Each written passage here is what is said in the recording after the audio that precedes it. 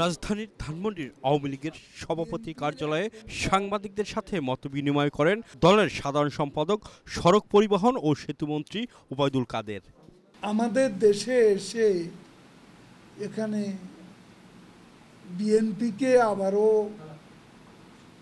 মদত দেবে, চাঙ্গা করবে, সেই পরিস্থিতি বোধ এখন বিশ্ব রাজনীতিতে মোটেই নেই। এ সময় তিনি বলেন, জনগণের রায়ে নির্বাচিত সরকার আওয়ামী লীগ কাউকে ভয় পায় না। আন্দোলনের নামে নাশকতা করলে বিএনপিকে আবারও পালাতে হবে বলেও মন্তব্য করেন তিনি।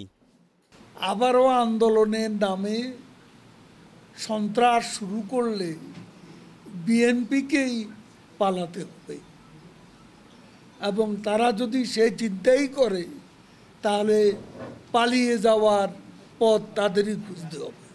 ওবায়দুল কাদের বলেন, আওয়ামী লীগের ইতিহাসে পালিয়ে যাওয়ার কোনো রেকর্ড নেই।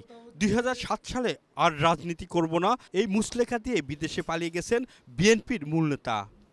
2007 সালে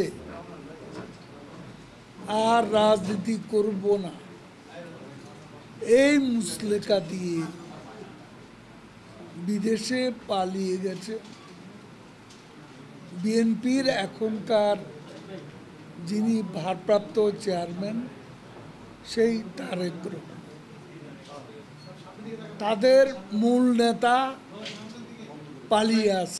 রাজনৈতিকভাবে বিএনপি রাজপথে আসলে সরকারের কোনো সমস্যা নেই বলেও জানান ওবায়দুল কাদের।